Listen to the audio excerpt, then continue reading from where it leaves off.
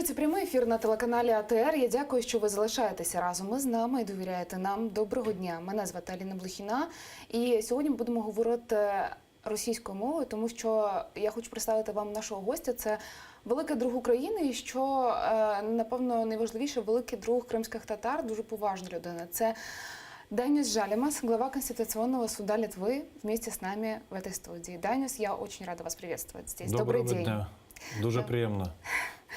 Олег, конечно, я разговаривать по украинской мове не очень могу, но понимать понимаю. Но вы уже поздоровались и поприветствовали нас, наших телезрителей на украинском. Этого достаточно. И, Даниус, я хочу наш с вами разговор начать вот с темы Крыма и крымских татар, потому что я знаю, что достаточно старая, достаточно большая диаспора крымских татар именно существует в Литве.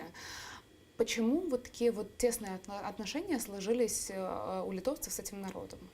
Ну, вы уже упоминали, что действительно это идет со средних веков, где-то примерно, я сейчас, конечно, не историк, могу ошибиться, но с века 14-15, когда наши князья крымских татар имели как, можно так сказать, я, может, по-русски сейчас неправильно выражусь, как свою гвардию.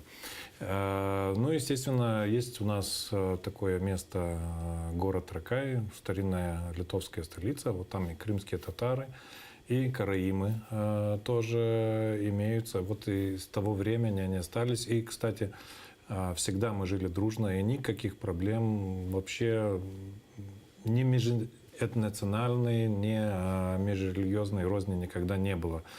Ну, естественно, может быть, поэтому.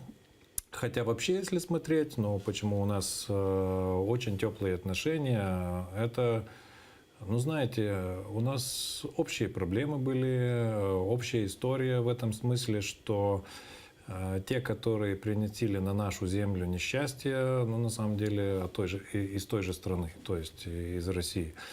Ну, естественно, наверное, натурально тогда, что литовский народ, который тоже много пострадал, он имеет практически моральный долг также сочувствовать и помогать другим народам, которые вот тоже страдали. Ну, естественно, крымские татары – это у нас как народ, который считается особенно пострадавшим. И даже вот могу сказать, что Конституционный суд… Это, конечно, неприятно говорить, что это совпало даже днями, очень символично, потому что ничего хорошего в этой символике нету, но мы в 2014 году, 18 марта, принимали решение по понятию геноцида. Что такое геноцид? И что такое геноцид в Литве? Ну, естественно, геноцид – это международное преступление. Оно имеет свой контекст, и для того, чтобы понять, почему геноцид в Литве понимается именно так, а не по-другому, мы предоставили всю картину. Ну и, конечно, крымские татары были там отображены, я имею в виду, во-первых, репрессии 1944 года, потому что у нас тоже очень остро стоит вопрос, и нашим судом пришлось это решить, насчет понятия геноцида и советских репрессий. То есть, может ли советские репрессии пониматься как геноцид или нет. Так вот, если в Литве это действительно можно долго спорить, то насчет крымских татар тут даже нету и никаких сомнений, потому что целый народ пострадал, целый народ был депортирован. В Литве таких депортаций не было. Вот если вернуться к истории, которая происходит в нашем государстве вот в последние годы, после аннексии Крыма мы очень твердо получили очень твердую позицию от Литвы, что ваше государство и непосредственно институция, которую вы представляете, Конституционный суд Литвы, очень жестко осуждает Россию за агрессию и за оккупацию, эти репрессии, которые происходят на территории аннексированного полуострова. Вот почему государство, в принципе, заняло такую позицию? Ну, видите, если говорить за все государство, как бы это ни звучало, но все-таки лучше бороться за Литву в Украине, чем уже в самой Литве. Потому что мы понимаем, что мы имеем дело с государством, то есть Российской Федерацией, который вообще отрицает наше право на существование. Я могу много примеров привести даже из академических трудов нынешних российских юристов, их высказываний, когда они вообще говорят, что все государства по соседству России чуть ли не случайности появились не совсем законно.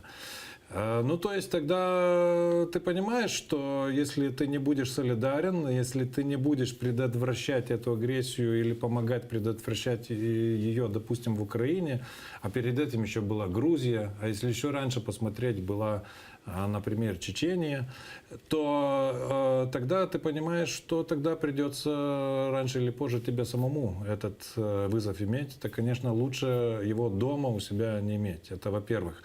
Но если смотреть на позицию чисто Конституционного суда Литвы, ну тут, наверное, есть две причины. Во-первых, я юрист-международник, человек, который посвятил много своей академической деятельности именно вопросам публичного международного права, понятиям агрессии. Тема моей диссертации, допустим, континуитет Литовской Республики, что связано с оккупацией Литовской Республики с 40 по 90-е годы. Ну, естественно, то, что произошло с аннексией Крыма, тут практически то же самое. Но если так более-менее сравнивать, так это, наверное, более всего сопоставимо с аншлюсом 1938 года Австрии. И уже Нюрнбергский трибунал эти действия оценил. Так что я думаю, что это мой гражданский и человеческий долг просто об этом говорить. Потому что когда мы все будем молчать, все будем нейтральными, ну тогда действительно победит зло или победит агрессор. Ну и последняя причина, почему именно мы этим так активно занимаемся, и тут не мы одни, так это, ну знаете, в мире нету такого прецедента, что случилось с аннексией Крыма, чтобы целый суд, Конституционный суд Российской Федерации способствовал этому международному преступлению. Я имею в виду, они за ночь практически с 18 по 19 марта приняли решение, которое юридически открыло путь к аннексию Крыма. Ну, узаконить это, наверное, не то слово. Но узаконило там по российским законам, которые на самом деле сами не соответствуют международно-правовым нормам. Но именно такая у них формальная процедура, и для этого нужно было положительное заключение Российского Конституционного суда. Ну так, естественно, все мы понимаем, потому что вопрос аннексии Крыма, ну, для любого здравомыслящего юриста, он понятен, ну, я не знаю, ничего нету, наверное, понятнее, потому что много таких агрессий было, все они однозначно оцениваются. Ну и естественно, что люди, которые сидят в Российском Конституционном суде, они понимали, что делали. Они этим гордятся.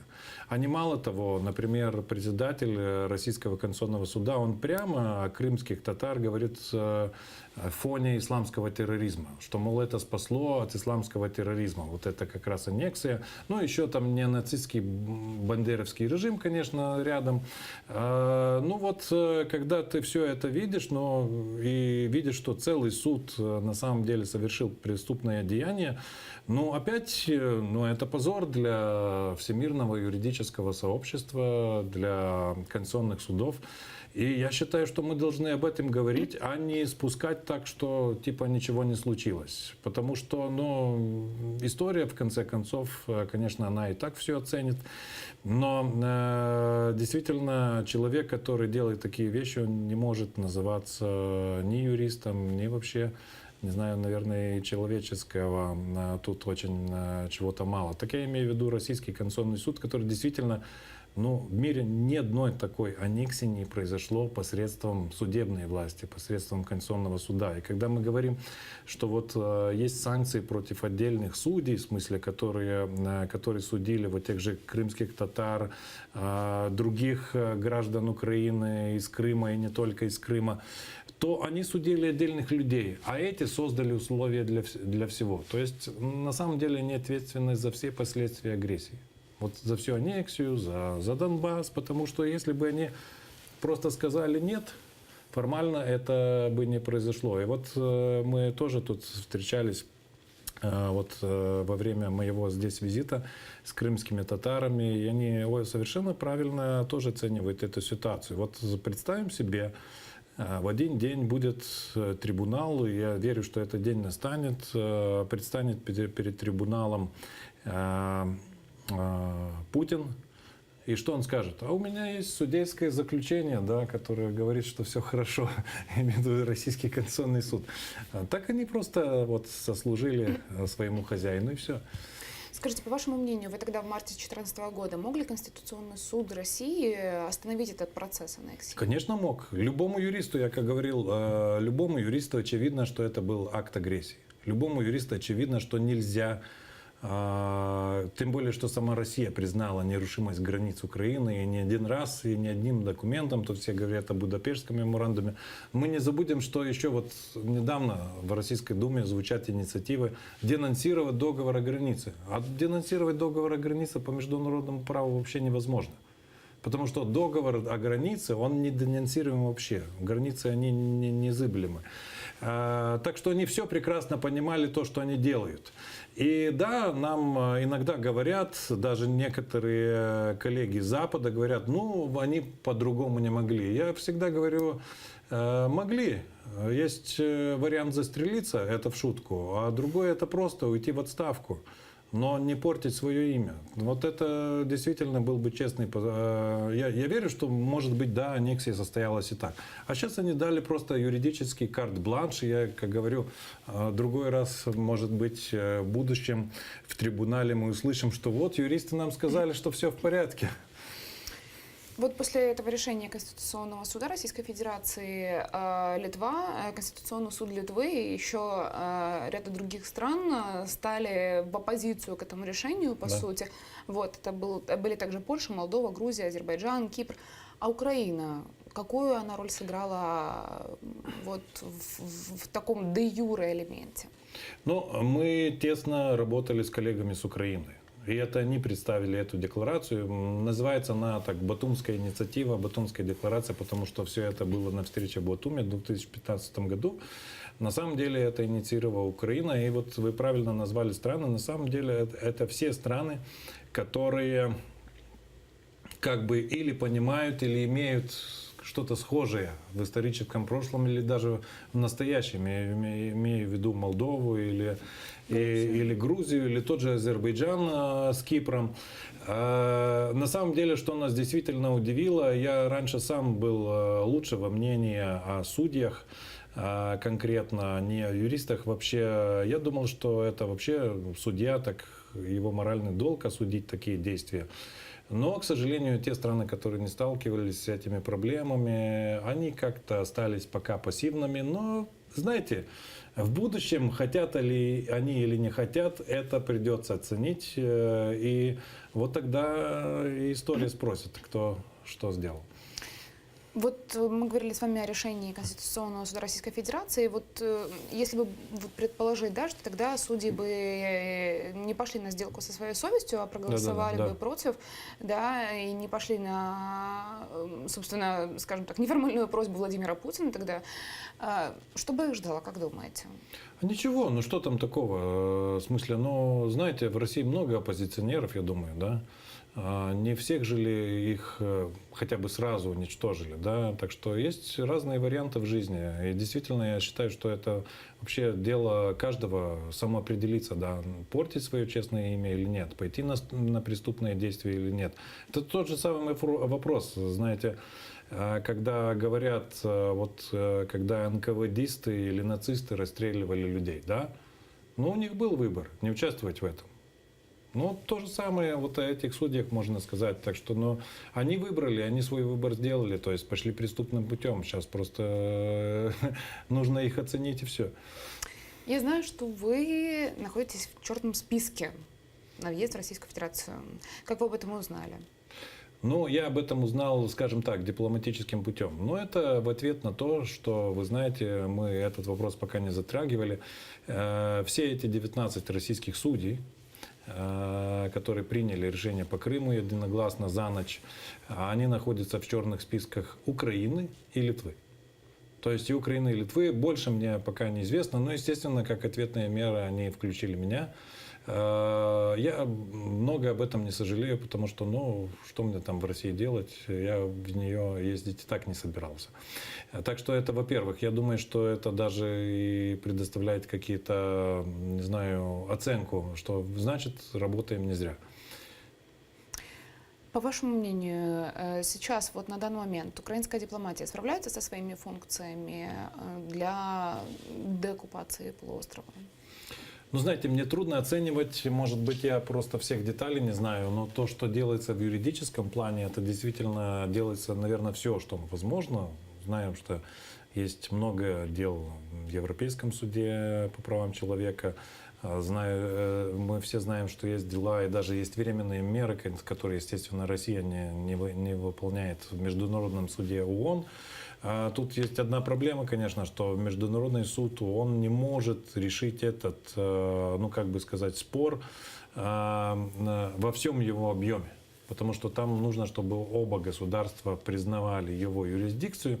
Естественно, Россия никогда не пойдет на признание юрисдикции по поводу агрессии.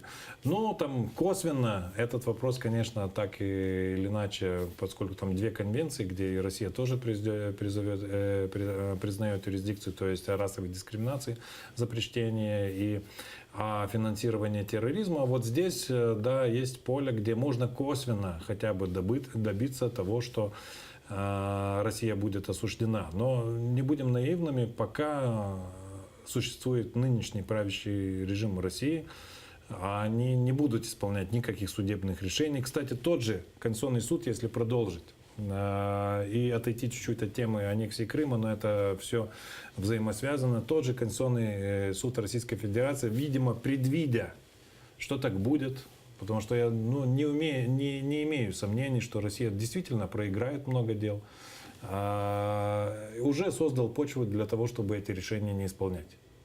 То есть в том же 2015 году, год спустя аннексии Крыма, они приняли такие общие решения, что если Конституционный суд Российской Федерации сочтет, что решение международных судов идет вразрез с Российской Конституцией, они понимают ее как хотят, то, естественно, такое решение будет неисполнимо. И вот, я думаю, они действительно постараются применить все это к решениям будущим, связанным с Крымом. Я знаю, что вы недавно во время вот сейчас своего визита виделись с председателем Меджлиса крымско-татарского народа Рифатом Чубаровым. В каком формате вы сотрудничаете с представителями крымско-татарского народа в Украине? Ну, это, конечно, такой формат может, как его назвать, но не самый главный, потому что самые главные партнеры у нас, естественно, Конституционный суд Украины. Но вот, естественно, поскольку тут все тоже связано с аннексией Крыма, и даже в формате конституционных судов, то, естественно, есть некоторые общие вопросы, которые интересно обсудить. И в конце концов выразить простую человеческую солидарность, потому что я уже не разу говорил, мое мото, что юрист не может быть нейтральным. Но если ты видишь зло, ты должен его как бы осудить. И хотя бы, если побороть его не можешь. Так вот, поэтому я считаю, что это и мой моральный, и гражданский долг просто общаться с теми людьми, с представителями крымско-татарского народа, который сейчас живет в очень трудных условиях, который уже который раз, можно так сказать, лишают Родины, для того, чтобы в будущем все-таки все эти проблемы решить. И я не буду много скрывать, но я также чуть-чуть мы побеседовали на тему того, как, конечно, мне тут не советовать, но просто интересно было посмотреть, ознакомиться, как в будущем должна выглядеть крымская или крымско-татарская автономия в Крыму. По Конституции Украины. Это тоже интересно, потому что я знаю, что эта работа ведется, поправки готовятся, и я надеюсь, что они раньше или позже будут приняты в таком виде, чтобы Крым не понимался как только вот территориальная автономия, именно как национальная автономия, где защищается, во-первых, коренной народ. Вот как раз хотелось бы об этом спросить, потому что действительно такая инициатива продвигается, и лидером Крымско-Татарского народа Мустафой Джемилевым непосредственно для того, чтобы и не только для деоккупации полуострова, а и в принципе для защиты своих граждан на территории Крыма. Вот хотелось бы у вас спросить вот об отношении изменений в Конституцию в части автономии Крыма. Одобряете ли вы вот такую инициативу, и как думаете, может ли она быть принята в ближайшее время? Ну, это украинцам самим нужно ответить, как быстро они примут. Но я думаю, что она действительно будет принята, потому что может, ну, как говорится, лучше поздно, чем никогда, да, осознать одну простую вещь, что Крым – это как бы родная земля для крымских татар, где коренной народ, во-первых, должен быть защищен. Если в Крыму будут гарантированы реально, а не декларативно, как было там при советском прошлом, хотя даже это и неприменимо к крымским татарам, которые были все лишены тогда своей родины, но реально гарантированы права коренного народа, вот тогда Крым будет и крымско-татарским, и украинским. Потому что иначе, вот мы видим, да, и честно нужно признать, что довольно большая часть населения Крыма, которое не является коренным народом, оно приветствовало эту аннексию. Вот в будущем, конечно, нужно думать, чтобы больше такого не было. А значит, нужно укреплять коренной народ, защищать его права на его землю. Господин Даниус, я хотела спросить, вот непосредственно вернувшись к институции, которую вы представляете, да, к Конституционному суду Литвы, какое взаимодействие происходит между Конституционным судом Литвы и Украины? Ну, я бы сказал так, очень тесное. Даже вот если бы не все эти события, революция гидности, то аннексия Крыма, может быть, и не было такого взаимодействия. Но мы на самом деле сотрудничаем в рамках новой организации. Создана была в Вильнюсе. Инициатива была, кстати, Молдовы. Но мы имеем организацию с названием BBCJ укращенно, то есть Балтийского и Черноморского регионов. И в нем пока 4 наши суда, то есть Литвы, Украины, Молдовы и Грузии. И наша цель как раз меняться опытом и для того, чтобы вот эти все 3 страны, кроме Литвы, они являются, Литва и так член Евросоюза, но эти все 3 страны являются странами Eastern Partnership или Восточного партнерства, стремятся к членству в Евросоюзе. И мы считаем, что тут есть о чем говорить, есть чем поделиться. И вот в этом направлении нужно работать, чтобы Конституция интерпретировалась во всех странах так, чтобы это было, ну, как бы в пользу, на користь Европейского Союза. И, в общем, чтобы Конституция адаптировалась к требованиям Европейского Союза, потому что мы все видим, если честно, я не вижу другой альтернативы, допустим, для Украины, Молдовы и для Грузии, как быть только в Европейском Союзе. Иначе будете уже в Евразийском Союзе, и даже станет вопрос вообще о государственности. Так что, ну, мы работаем в этом направлении с переменным успехом. Например, в Молдове у нас все прекрасно с Конституционным судом, там приняты. Вы же знаете, да, что Молдавский конституционный суд в последнее время очень активно защищает именно Конституцию и демократию от всяких попыток посягаться на нее. Ну и надеемся, что в Украине нас ждет такой же успех. Но тут, конечно, еще много нужно сделать. Страна побольше. Нужно укомплектировать Украинский конституционный суд до конца, потому что там всего лишь 4 вакансии еще ждут. Нужно, чтобы он заимел постоянного председателя. Вот тогда, конечно, мы ждем большего успеха. Вот как раз хотелось бы спросить, какой опыт следовало бы нам позаимствовать у Литвы в части вообще вот, судоустройства, да, и в части конституционности, и конституции, и конституционного суда. Каким вот опытом действительно Литва готова и каким следовало бы поделиться с нами? Ну, знаете, я бы так сказал так, и даже не только в части конституционности, но вообще, во-первых, последовательность.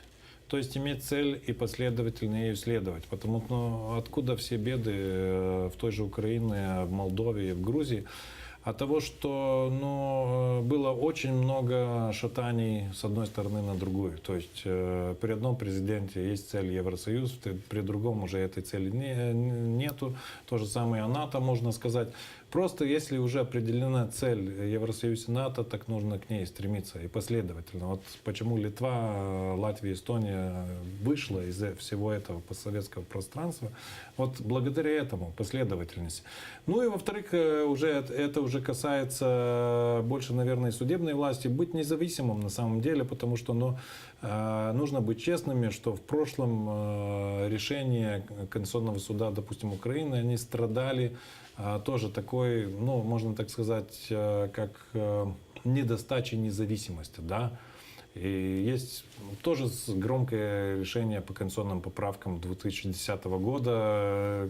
Конституционный суд сейчас связывается вот с режимом Януковича из-за этого и критикуется за это. И не только, и можно, конечно, других решений назвать, то всегда нужно просто оставаться принципиальным, независимым и думать о последствиях. То есть какие последствия определенные решения могут принести. Вот это и называется конституционным правосудием. То есть это не только формально решать по Конституции, но и по духу Конституции и думать, что конкретно в данной ситуации является наиболее справедливым. А так, если смотреть предметно, знаете, я даже посмотрел сегодня на адженду Украинского конституционного суда, тут есть много чем поделиться. Люстрация, декоммунизация, незаконное обогащение, там иммунитеты депутатов и прочее, и прочее. Все это мы тоже проходили. Так что здесь есть действительно чем поделиться нашим опытом, и я думаю, что мы найдем тогда соответствующий канал для этого. Господин Данис, как вы считаете, вот путь Украины в Евросоюзе, верный ли он и почему? Во-первых, у вас нет альтернативы. На самом деле, это было бы наивно представлять, что можно вот то, что было, допустим, при режиме Януковича, что мы ни на восток, ни на запад и так далее. Вот тогда страна, она идет в стагнацию, она идет в олигархизацию, если можно так сказать. И действительно, раньше или позже она придет к уничтожению демократии. Потому что, Украина, как и, кстати, и Литва, Латвия, и Эстония в свое время, страны Балтии, и до сих пор Россия не отказывается претензий на нас, она всегда будет интересна российской стороне. И Российской империи на самом деле нету без Украины. Так что не нужно быть наивным, что вот если вы не определитесь идти в Евросоюз и в НАТО, что вас оставят в покое. Вот это как раз, когда был выбран вот этот путь, вот вы видите, чем кончилось. Да, если бы шли последовательно после оранжевой революции еще, я думаю, что сегодня не было ни бы аннексии Крыма, ни всех других этих печальных вещей, о которых мы сейчас вынуждены говорить. Потому что Евросоюз — это беспрецедентное, как бы вам сказать, пространство свободы. Никакая Россия вам этого никогда не предложит. Вот и все. Если вы хотите быть свободным, давайте быть в семье свободных народов, свободных государств. А почему вот эта вот идеология Российской Федерации, она вот экстраполируется на другие государства, да, что нам, им мало своей территории, то есть нужно заграбастать как можно больше, получить как можно рычагов, больше влияния. Почему эта идеология вот не меняется с годами? Вот вы заговорили про Российскую империю, вот сейчас похоже на то, что это действительно не Российская Федерация, а Российская империя. Да, на самом деле та же самая имперская идеология. Я говорю, когда я сейчас читаю, я даже ужасаюсь, как можно такие вещи писать. Во-первых, они абсурд с точки зрения международного права и права вообще. Но они на полном серьезе пишут, что и в 2018 году, допустим, Литва, Латвия, Эстония, а в Украине вообще уже даже и говорить не надо, незаконно обрели независимость, потому ничего плохого, что в 1940 году они это вернули. Естественно, 90-91 годы тоже все было незаконно.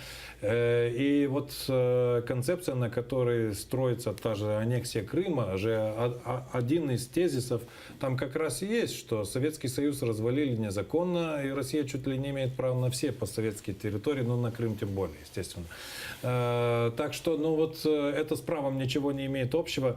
Ну, нужно лечиться, знаете, а лечить может только, ну вот, тогда, когда все-таки сам народ поймет, что он не может жить в таком крепостном праве. Но, знаете, сейчас особенно печально говорить опять о Российском конституционном суде.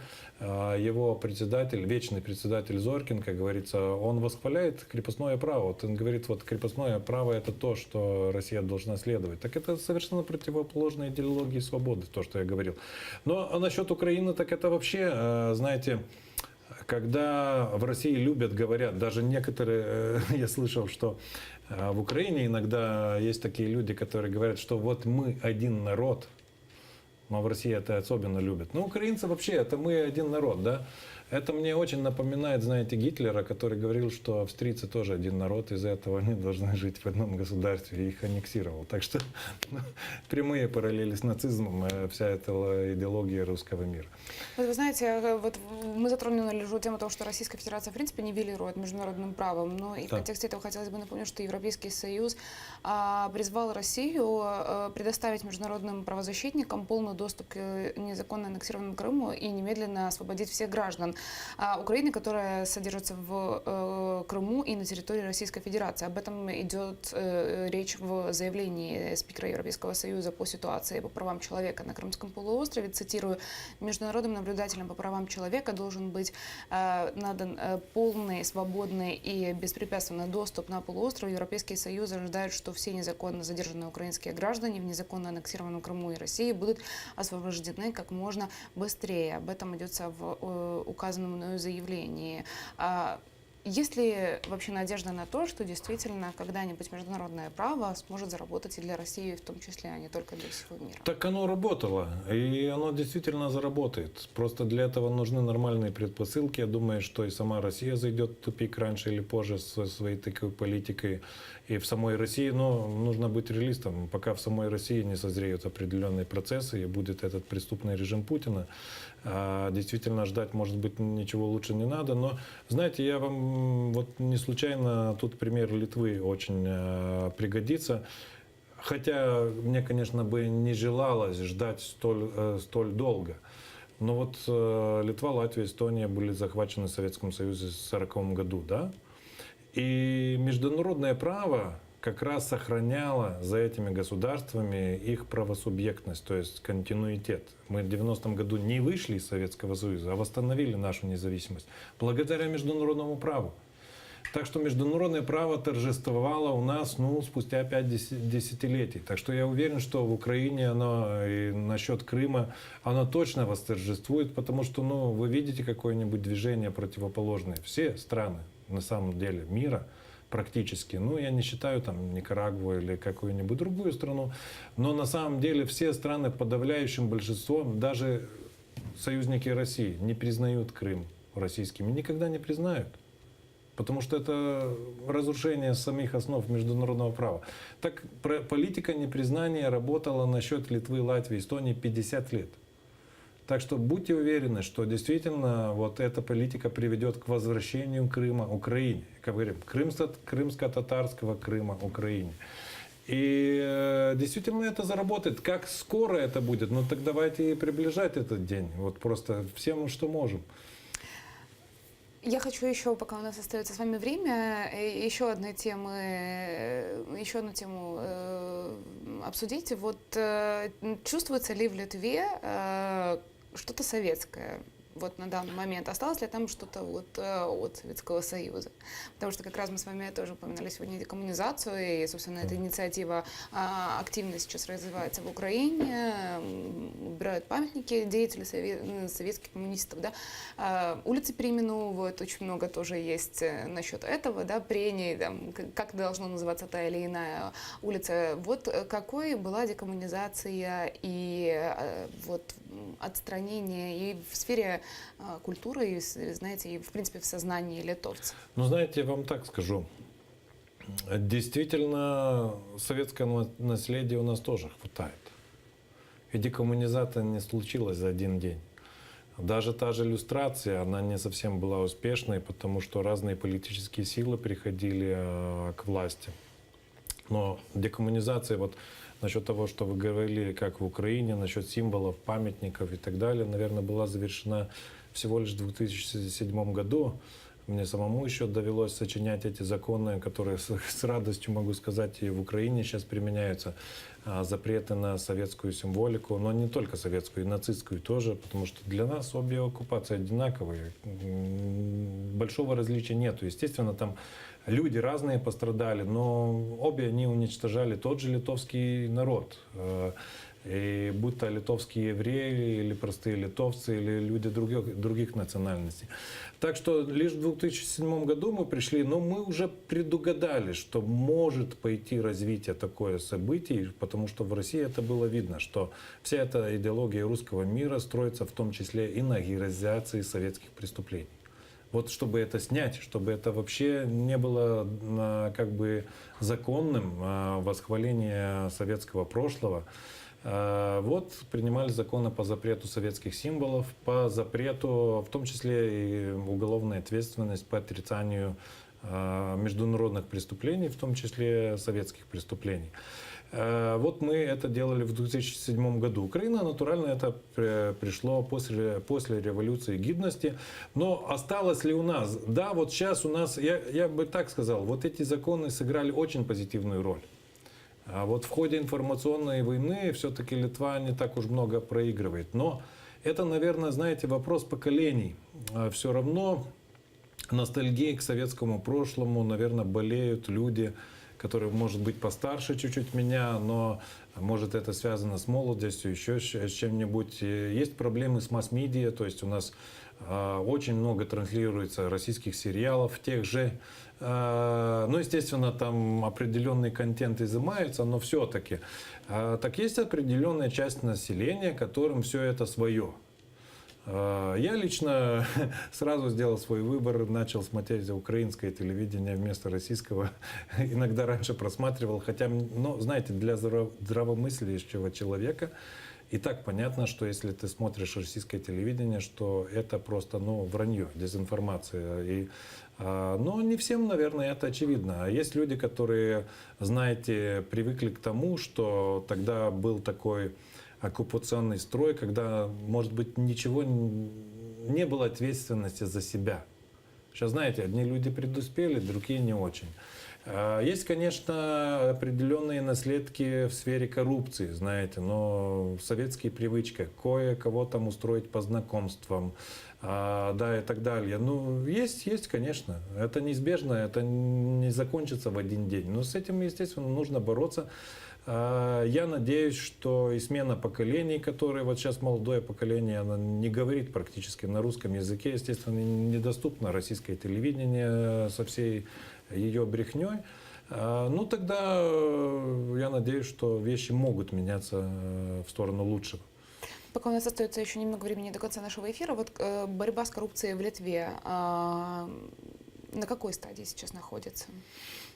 Ну, как вам сказать, стадия нормальная, есть все антикоррупционные органы, антикоррупционных судов у нас, конечно, нету, но есть специальные органы, по примеру вашего НАБУ, которые созданы довольно давно, и они довольно успешно действуют. Но, знаете, во-первых, Литва страна меньше, в ней меньше, наверное, таких людей, которые можно бы назвать олигархами, допустим, и меньше тогда соответствующих вопросов. Это во-первых.